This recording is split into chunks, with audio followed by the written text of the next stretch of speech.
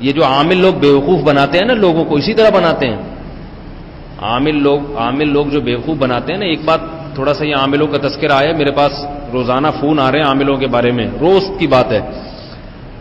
اور عجیب بات یہ، میرے بیان سننے والے لوگ بھی فون کرتے ہیں، بیان جو سنتے ہیں، عاملوں کی بدماشیاں بھی سن لیا بیان، عاملوں کی پٹائیاں بھی سن لیا، پھر بھی جائیں گے عامل کے پاس جن اتارنے کے لیے. اور دلیل یہ دیتے ہیں کہ وہ عامل نہیں ہے، وہ یہ کہتے ہیں بزرگ کہ میں عامل نہیں ہوں، میں تو ویسے ہی اتارتا ہوں. تو بھائی عامل جو ہے نا، عامل ایک آدمی ڈاکٹر کا کام کرتا ہو لیکن ڈاکٹر نہ ہو تو ڈاکٹر تو ہے نا، وہ چاہے اپنے آپ کو کہے یا نہیں کہے. جو بھی یہ دعویٰ کرتا ہے مجھے جنات اتارنے کا فن آتا ہے وہ عامل ہے، چاہے وہ اپنے آپ کو عامل کہے یا نہ کہے. جبکہ میرا دعویٰ کیا ہے، جنات اتارنے کا فن کوئی فن ہے ہی نہیں. ہر آدمی اس طریقے سے جن اتار سکتا ہے جس طریقے سے عامل اتار رہا ہے، یہ کسی کے پاس جانے کی ضرورت ہی نہیں ہے. جیسے سر درد کی گولی پیناڈول ہے نا، لگی بندی گولی ہے یا نہیں؟ اب کسی ڈاکٹر کے ذریعے کھائیں یا خود سے کھا لیں، اگر تناؤ کی وجہ سے درد ہو رہا ہے تو وہ بہرحال ٹھیک ہوگا. تو ایسے ہی قرآن مجید کی آیات، سورہ فلق، سورہ ناس، آیت الکرسی، جس شخص پر جن چڑھا ہوا ہو اس پر اگر وہ پڑھ کے دم کریں گے، جن پہ اثر ہوگا، بھاگنے کی کوشش کرے گا. وہ چاہے کسی مولوی صاحب سے یہ کام کروا لیں، چاہے خود یہ کام کریں، چاہے کسی اور کے پاس چلے جائیں، وہ بھاگے گا. نہیں بھی بھاگے گا تو بھاگنے کی کوشش کرے گا. نہیں والی بات. اس کے لیے اپنے آپ کو کسی کے پاس لے کے جانا یہ ایک فضول اور عبث حرکت ہے. اور اگر خود ڈر لگ رہا ہے، کانفیڈنس نہیں ہے، تو کسی بھی مولوی صاحب کے دکھا دیں، مولوی صاحب آپ کی پھونک میں شاید اللہ نے زیادہ دم رکھا ہو. ہم لوگ نماز نہیں پڑھتے، پان گٹکے کھاتے ہیں، تو وہ ممکن ہے پھونک لگائیں گے تو جن کو تمباکو کی خوشبو آئے گی اس کو اور مزہ آنا شروع ہو جائے، بولے یار یہ گٹکا تو میں نے بھی کہیں نہیں دریافت کیا آج تک، یہ تو میں بنگال سے ہو کر آیا ہوں، بنگال کا جادو مشہور ہے نا، وہاں بھی نہیں ملا تھا، آپ تو پتہ نہیں کیا کھا رہے ہیں. تو اس زر سے آپ چلو کسی مولوی صاحب سے کروا لو، یہ جائز ہے، یہ ہمارے اسلاف، ہمارے اکابر سے ثابت ہے. باقی یہ جو بیٹھے ہوئے ہیں نا کہ مجھے آتا ہے، آؤ میرے پاس لے آؤ، مجھے آتا ہے، چاہے پیسے لے یا نہیں لے، یہ آتا واتا کچھ نہیں ہوتا. سمجھ رہے ہو بات کو؟ آتا واتا کون سی یونیورسٹی ہے جہاں یہ علم پڑھایا جاتا ہے؟ اس کی کیا دلیل ہے کہ ان کو جو آتا ہے یہ کہاں سے سیکھا انہوں نے؟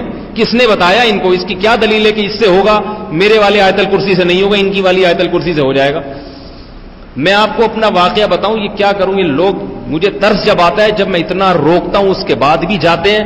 دلیل یہ دیتے ہیں کہ ان کے تو تبلیغ میں 4 مہینے لگے ہوئے ہیں، وہ تو فلاں بزرگ کے خلیفہ ہیں، وہ تو دیوبندی ہیں، وہ تو بھائی تبلیغ والوں نے کوئی گارنٹی تھوڑی لی ہے کہ جو 4 مہینے لگائے گا اس کی ہم ذمہ داری لے رہے ہیں. 4 مہینے میں تو کسی کو عامل وامل نہیں بناتے تبلیغ والے، وہ تو گناہوں سے بچانے کے لیے، داعی بنانے کے لیے تبلیغ میں وقت لگایا جاتا ہے.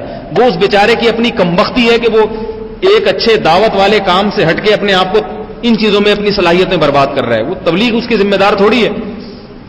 تو لیکن وہ تو اتنے بڑے بزرگ ہیں، وہ تو اتنے بڑے فلاں ہیں. جب پھنستے ہیں نا، جب میں منع کرتا ہوں کہ نہیں جاؤ ان کے پاس، نہیں سمجھ میں آتی، لیکن جب عذاب میں آتے ہیں پہلے میرا مذاق اڑاتے ہیں. کتنے عاملوں کے بارے میں نے بیانات کیے کہ بھائی نہیں جاؤ، فراڈی ہیں، فراڈی. یا تو فراڈی ہوتے ہیں، 2 نمبر ہوتے ہیں، یا یہ کہ 2 نمبر نہیں ہوتے، 1 نمبر ہیں، مگر وظیفے پڑھ پڑھ کے بیچاروں کا اپنا دماغ خراب ہو گیا ہوتا ہے. ہوتے نیک ہیں، ان کو ایسے لگتا ہے کہ آپ پہ جن ہیں، نظر آتے ہیں، لیکن ہوتے نہیں ہے جن، ان کو لگ رہا ہوتا ہے. تو میں یہ کہتا ہوں اس کو تو لگ رہا ہے کیونکہ اس نے عملیات کیے ہوئے ہیں. آپ تو سیدھے سادے ہو نا، آپ نے تھوڑی عملیات کیے ہوئے ہیں، آپ نارمل آدمی، آپ کیوں اس کے پاس جا رہے ہو؟ آپ تو روٹین کے مطابق نیچرل لائف گزارتے ہو، تو آپ کیوں اپنا دماغ خراب کر رہے ہو اس کے پاس جا کے؟ تو یہ باتیں سمجھ میں نہیں آتی لوگوں. کئی واقعات ہو چکے ہیں، سمجھایا، بہت سمجھایا، لیکن میرے خلاف بولنے لگ جاتے ہیں کہ یہ پتہ نہیں نیا اس نے مسلک ایجاد کر لیا ہے. جب سمجھاتا ہوں نہیں سمجھ میں آتا، بلکہ میری مخالفت کرتے ہیں، میرے پاس فون آتے ہیں، آپ نے یوں کہہ دیا، آپ نے یوں کہہ دیا، آپ ایسے ہو، آپ ویسے ہو. ایک عامل کے خلاف میں نے بیان کیا تو میرے پاس فون آئے، آپ نے اتنے بڑے بزرگ کی مخالفت کر دی، آپ کا انجام بہت برا ہوگا. اتنے بڑے، میں نے کہا بزرگ نہیں ہے، فراڈی آدمی ہے، 2 نمبر آدمی ہے، بزرگ نہیں ہے. کہ اتنی بڑی داڑھی، اور میں نے کہا داڑھی مرزا غلام احمد قادیانی کی داڑھی ناپی کبھی آپ نے؟ فراڈی آدمی ہوگا تو داڑھی تو رکھے گا میرے بھائی وہ. تو کہہ رہے نہیں آپ توبہ کریں. میں نے کہا ہمارے پاس فالتو ٹائم نہیں ہے اور گناہوں سے توبہ کر اللہ توفیق دے دے, بس یہ کافی. نہیں یوں ہوگا. تو مجھے پتا تھا تھوڑے دنوں بعد ان کا فون آئے گا کہ اس کے خلاف کچھ بولیں, اس نے ہمیں برباد کر دیا. وہی ہوا. 6-7 مہینے بعد الٹے فون آ رہے ہیں, اس کے خلاف فتویٰ کیوں نہیں لکھتے؟ پیسے کھا گیا, یہ کر دیے وہ کر دیے. میرے پاس فالتو ٹائم ہے, پہلے تمہارے مشوروں پہ اس کی تعریفیں کروں, اب فتوے لکھوں, اور کوئی کام نہیں ہے ہمارا. ایک عامل ہو تو فتویٰ لکھے تو پورا ملک بھرا ہوا ہے. دوسرا اور بہت سارے وجوہات ہیں, کس کس کے پیچھے بھاگے گا آدمی. ایک اصول ضابطہ بیان کر دیتے ہیں, بھائی نہیں جاؤ ان لوگوں کے چکر میں, نہیں پڑو. ایسے ہی کسی کا فون آیا کہ ایک بڑے بزرگ عالم, دیوبندی عالم, اتنے نیک, ہمیں ان سے بڑی عقیدت ہو گئی, وہ جنات بھی اتارا کرتے تھے. جب اتنا لفظ کہا نا تو میرا ماتھا ٹھنکا. میں نے کہا پھر اللہ خیر کرے, پتہ نہیں کس ٹائپ کے ہوں گے.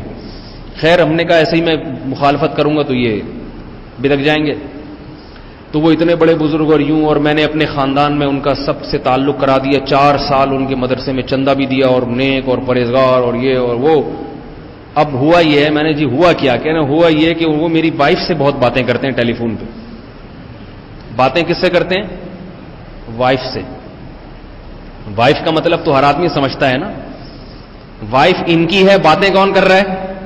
بزرگ. ٹھیک ہے نا. مفتی بھی ہیں, انہوں نے کہا وہ بہت بڑے مفتی بھی ہیں. نام بھی بتایا مگر میں نام ظاہر نہیں کروں گا, اس لیے کہ کسی کی شخصیت کو نام ظاہر. توبہ کا دروازہ تو کھلا ہوا ہے نا, کوئی بھی جب بھی توبہ کر لے اللہ. ایک دفعہ نام ظاہر کر دو پھر تو ہمیشہ کے لیے بدنام ہو جاتا ہے آدمی. تو وہ جناب میری بیوی سے بات بھی کرتے ہیں. وہ صاحب کہنے لگے اور یہ کہتے ہیں کہ مجھے خواب میں فلاں بزرگ کی زیارت ہوئی ہے, انہوں نے کہا ہے کہ میں آپ سے بات کروں. یعنی بیوی کو یہ کہہ رہے ہیں, اور آپ میرے پاس کراچی تشریف لائیں. یہ ایک دم نہیں ہو جاتا, یہ 4 سال کا عرصہ لگا یہاں تک عقیدت محبت پیدا کرنے میں. اور یہ بھی کہہ رہے ہیں کہ مجھے خواب آ رہے ہیں کہ اگر آپ نے مجھ سے بات نہیں کی یا میری بات نہیں مانی, یعنی وائف سے کہہ رہے ہیں میری بات نہیں مانی تو یہ ہو جائے گا وہ ہو جائے گا. اب وہ بیچارے گھبرا رہے ہیں کچھ ہوا نہ جائے. میں نے ان سے کہا ہو جائے گا. جو گھبراہٹ ہے نا اس سے لگ رہا ہے کہ میں نے بتایا نا وہ قاری صاحب کو بچوں نے بیمار کر دیا, بخار تک لے آئے بچے, لائے کہ نہیں لائے. تو جب ایک آدمی کپ کپا رہا ہے کہ پتہ نہیں اس نے دھمکی دے دی کیا ہو جائے گا, تو پھر تو کچھ نہیں بھی ہونا ہو ہی جاتا ہے انسان پر.